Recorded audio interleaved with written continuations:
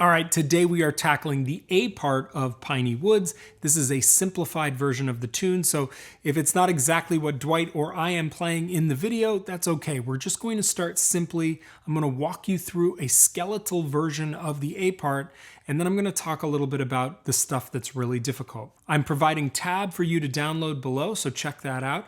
And without further ado, this tuning is wild, isn't it? Oh, one thing before we get started, I'm not doing a wide release YouTube video. I'm prepping for Fiddle Hell and carrying a full load of teaching and working on the Piney Wood stuff. So we're just doing patron only stuff this week. I hope that's okay. And next week we'll continue with some more wide releases. But I will keep the content flowing no matter how busy I get for you guys. Okay. So we're in this crazy tuning. Let me play you, it's on the floor here, my tab, so you're gonna have to excuse me. Let me play you this simplified A part and then I'll tell you sort of how to get your head around it. All right, here we go.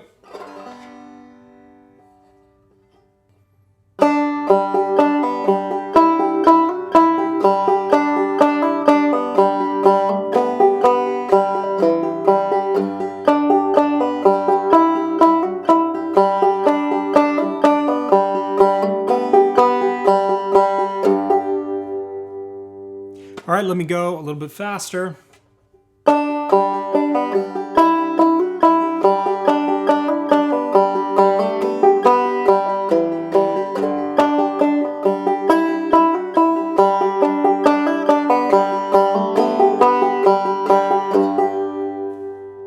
Okay, so this is a skeletal version of this tune. You've got to just kind of squint with your ears a little bit and imagine that you're playing what Dwight Diller played or what I played in my previous video. There are things missing from this arrangement that we're going to add in later, but I wanted to give you guys a baseline from which to build. So this is sort of double thumbing forward, and the gaps that are created by Dwight and myself in our recordings are created with M skips and other techniques. But I didn't want to bog down the arrangement with that stuff yet, and I want to show you how those fit in later. So this is a strictly double thumbing approach. It's going to feel a little bit too dense for the mood that we're trying to create, but this is a great starting point for those of you who need the guidance and want to understand how everything hangs together. So a couple things to think about. One of the tricky parts about this tuning is fretting. Probably the hardest part of the tuning, honestly, is fretting this open third string. You've got to be super, super light on your feet or light on your fretting finger in this case. If you bear down too hard, you're going to hear that note go way, way sharp on your hammer-on. So one way to get around that is to make sure you're fretting as close to the fret as humanly possible. I even cheat a little bit and break some rules by fretting sort of on the fret, and that will lessen my tendency to drive that string down. It's so slack that it's easy to press into the fret well and down between the frets, and that's what drives it.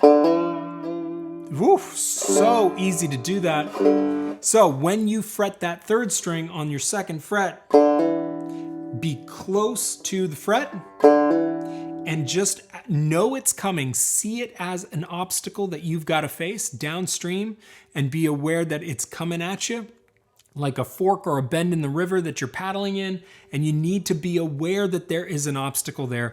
That way you can kind of plan for it. Don't wait for it to be there and panic and then try to solve the problem. See the problem coming downstream, and that way it's easy to face it when it arrives.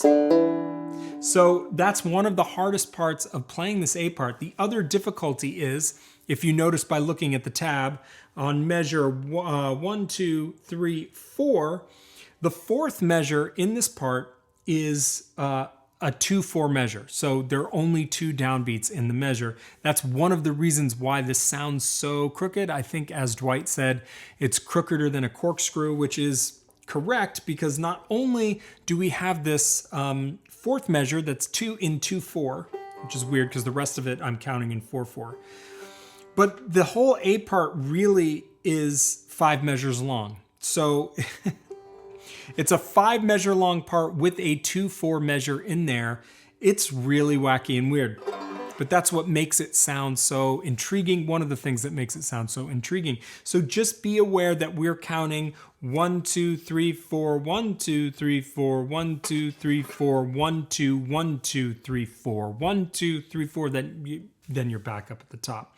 One of the ways to stay on track in a crooked tune like this is to make sure you're building a pulse into your playing. Namely, you've got to accent the 1 of each measure, even on the 4th measure. So that 2-4 measure, you still need to hit the 1 hard, and then you're on to the 5th measure. Make sure you hit that 1 hard as well. That will keep you square to each measure. It'll keep you tracking the pulse.